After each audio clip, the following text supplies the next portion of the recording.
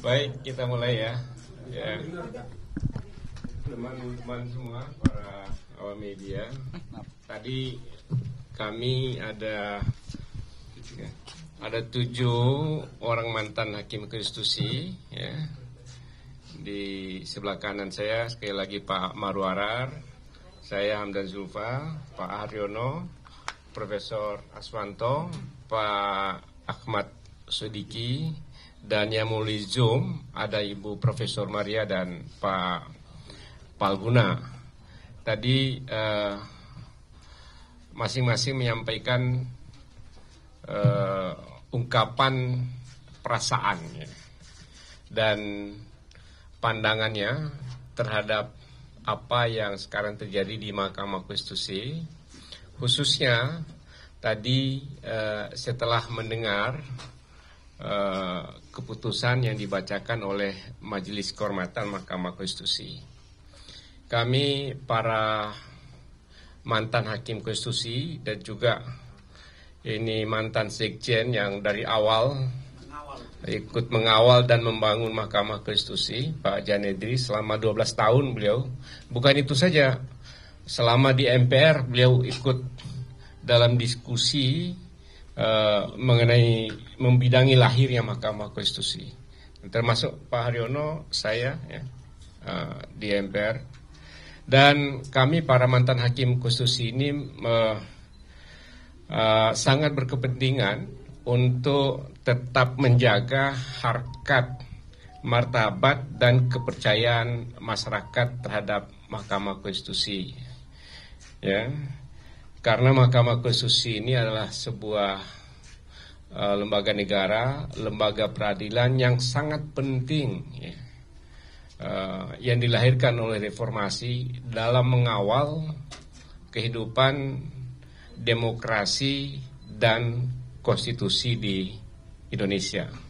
Putusannya final dan mengikat. Jadi luar biasa. Kami tadi semua mengungkapkan rasa prihatin ya, setelah mendengarkan putusan MK. Ternyata banyak sekali hal-hal yang seharusnya tidak boleh terjadi pada hakim dan Mahkamah Konstitusi.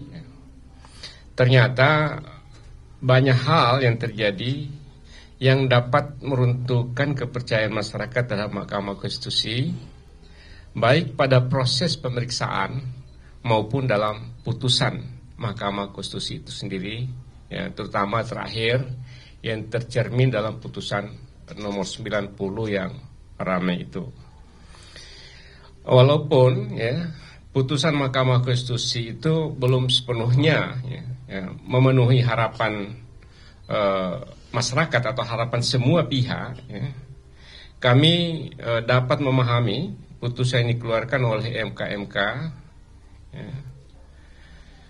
yang memberikan teguran kepada seluruh hakim konstitusi, kemudian teguran tertulis juga pada satu orang hakim konstitusi, dan pemberhentian dari jabatan ketua Mahkamah Konstitusi tentu kepada Pak Anwar Usman, serta memberikan rekomendasi, banyak sekali rekomendasi untuk memperbaiki kinerja Mahkamah Konstitusi.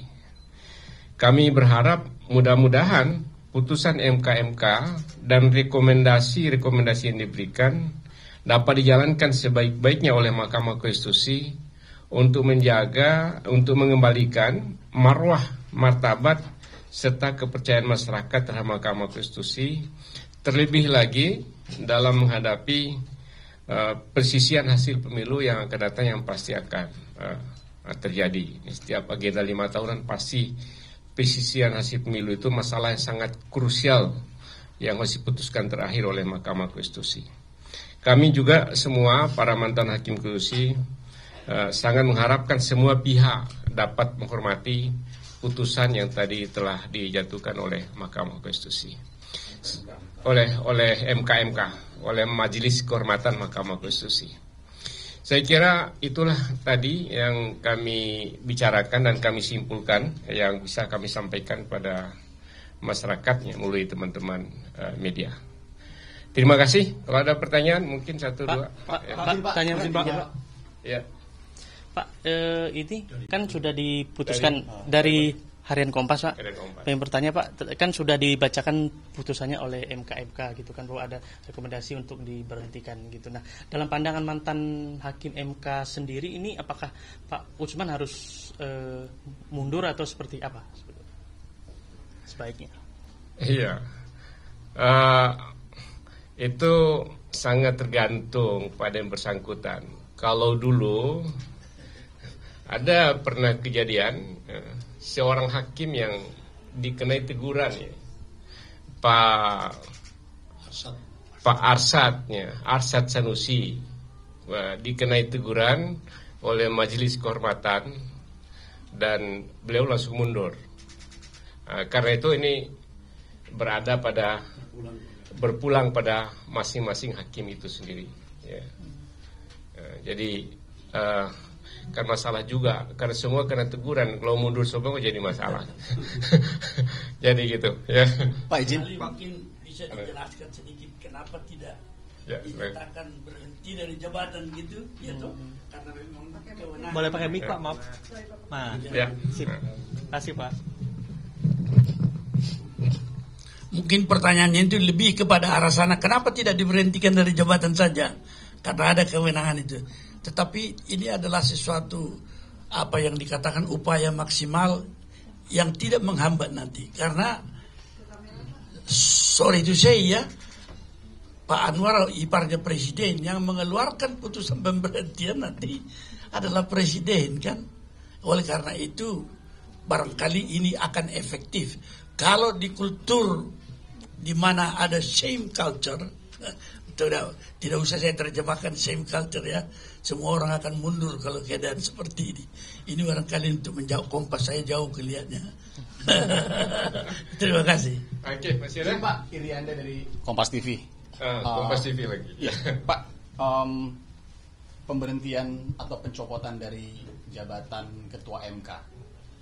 Nextnya berarti kalau mundur kan tadi kembali lagi ya. Apakah kemudian secara etik ada shame culture tadi kepada yang bersangkutan atau tidak. Tapi nextnya akan seperti apa bila nanti ada pengujian materi yang misalkan serupa gitu. Yang kedua, MK tidak bisa membatalkan perkara 90 itu. Tapi kan legitimasi pengabulan permohonan perkara 90 ini jadi dipertanyakan masyarakat.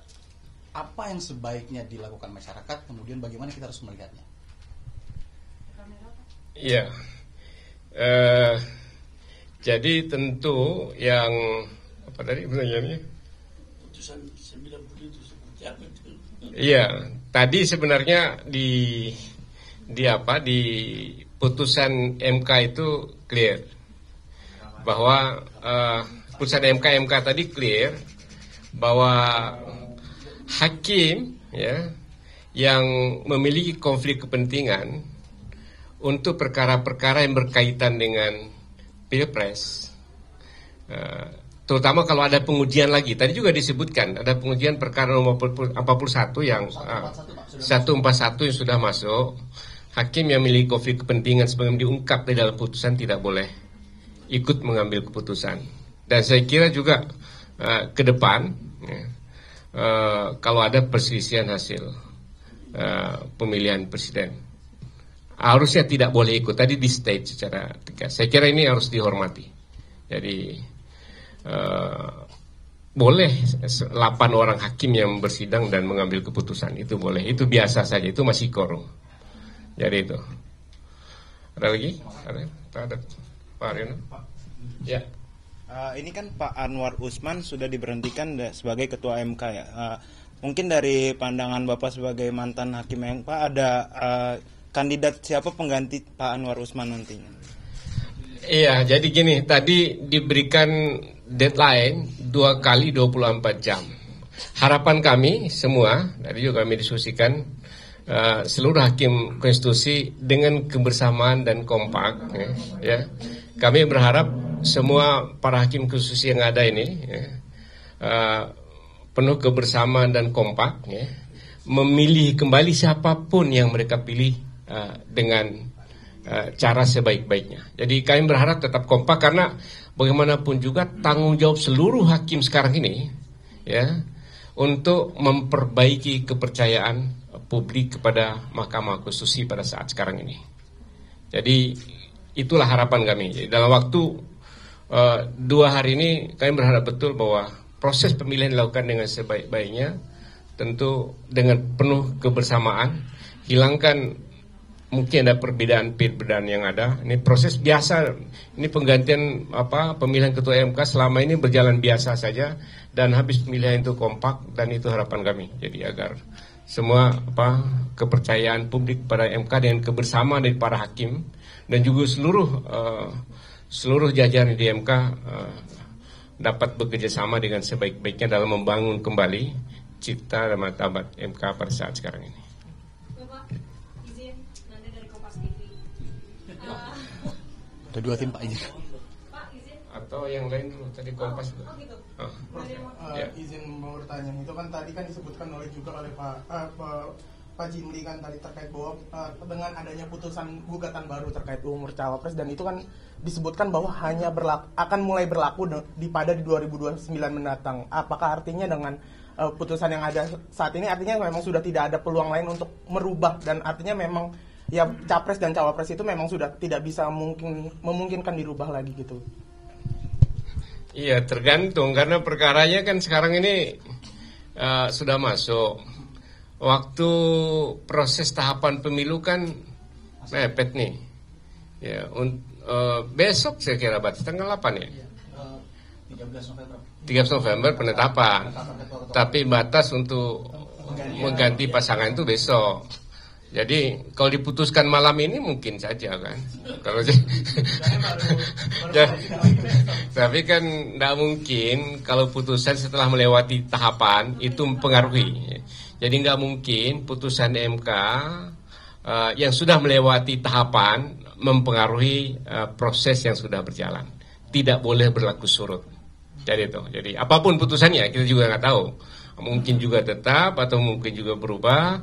Mungkin ditolak, mungkin juga dikabulkan, kita tidak tahu. Tapi ingin kami katakan bahwa putusan itu tidak berlaku surut. Jadi proses yang sudah berjalan tentu tidak terganggu secara formal hukum. Pikir itu masalah legitimasi, masalah apa lain lagi lah. Tapi formal hukum itu tetap berlaku ya. Oke ya, cukup ya. Terima kasih.